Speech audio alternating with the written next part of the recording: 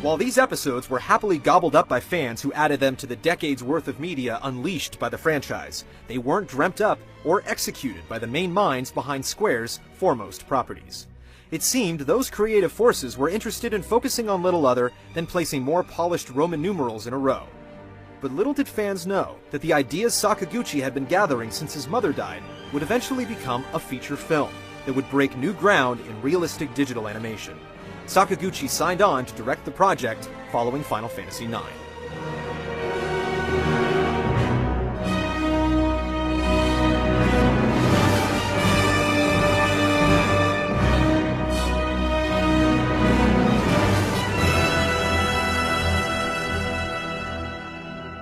Final Fantasy Spirits Within premiered on July 13, 2001, within a week of the release of 10.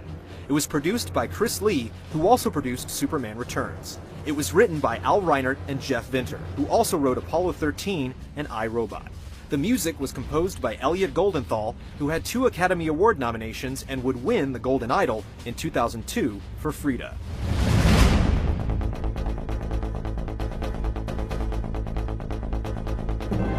Spirits Within had a tremendous cast, assembling the most recognizable group of actors for any Final Fantasy project on a console or in a DVD player.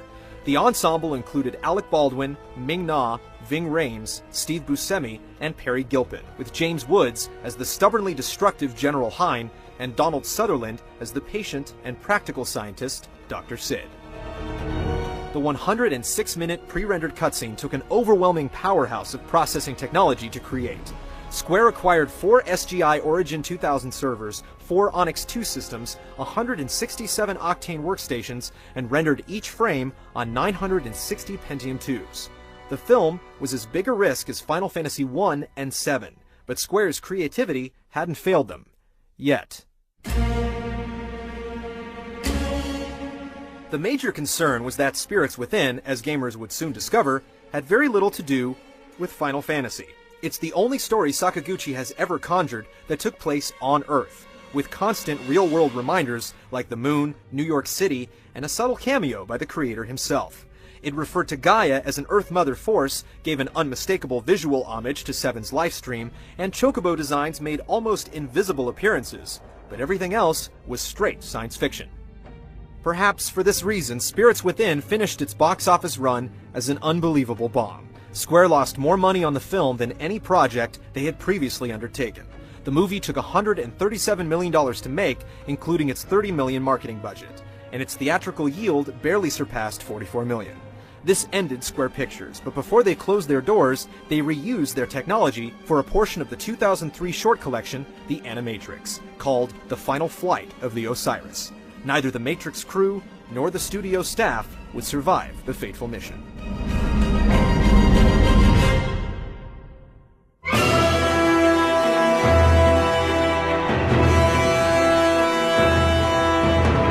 Madhouse, the studio behind Legend of the Crystals, also produced an animated short for the compilation of Final Fantasy VII that began in 2004, called Last Order. The 25-minute duo of flashbacks followed the memories of Turk Commander Zhang. Half of the short reflected on the destruction of Nibelheim, while the other focused on Zack and Cloud's escape from Shinra forces. Last Order was released as an extra with a film that, unlike Spirits Within, never received a theatrical release. To date, it's the only motion picture sequel to a Final Fantasy game ever created.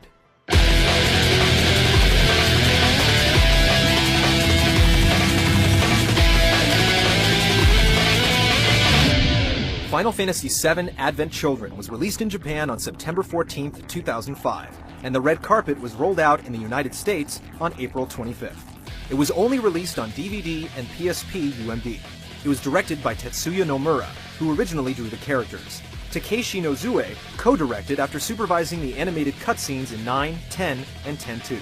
Yoshinori Kitase, who directed 7, produced the film along with Shinji Hashimoto, who also produced 8 and 9. AC was written by Kazushige Nojima, who scripted the bulk of 7, 8, 10, and 10-2, as well as compilation pieces Crisis Core and Before Crisis. The music was written entirely by Nobuo Uematsu.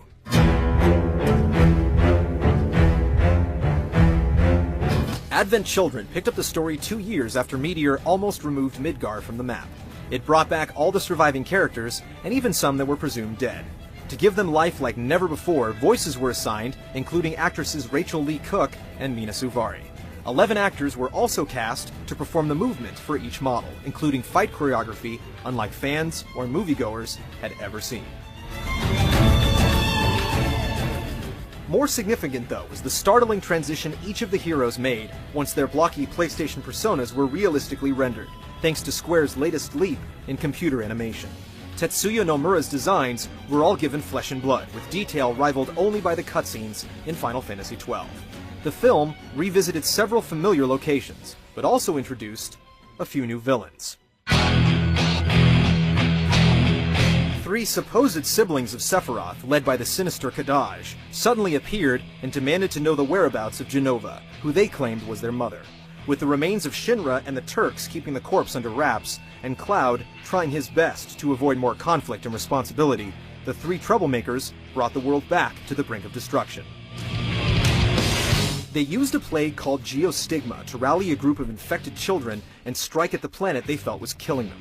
Cloud got assistance from his former party members, but ultimately had to face Kadaj himself. This, and a rumored second showdown with Sephiroth, vacuumed 93% of the original shipment of DVDs, 420,000 copies, off store shelves in the first week. More of the saga became available in a story collection called On the Way to a Smile, written by Kazushige Nojima.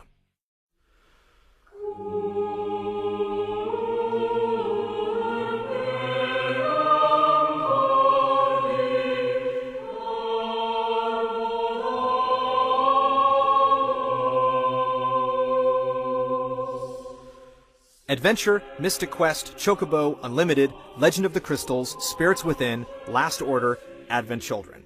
At first glance, these developments from Square seem to share no similarities. From action-adventure handheld games, to card-based child-friendly puzzlers, to episodic television, to motion pictures meant for the big and small screen, they have no direct link to speak of. But unified, they represent the power in the notion of Final Fantasy. Simply attaching its name to something invokes a sense of prestige and excitement. This inherent hype can either lead to colossal disappointment or universal acclaim. The series is famous for constantly reinventing itself, so when it branches out into new genres, consoles, and mediums, the world waits and wonders, what will Square do next?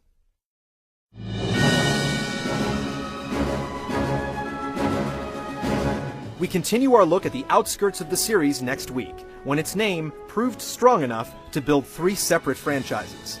The first borrowed the name when it was stealthily brought to America. The second formed a multiplayer quest around the Chronicles of the Crystal, and the third brought about an unlikely pair of 2 of the most dominant forces in children's entertainment.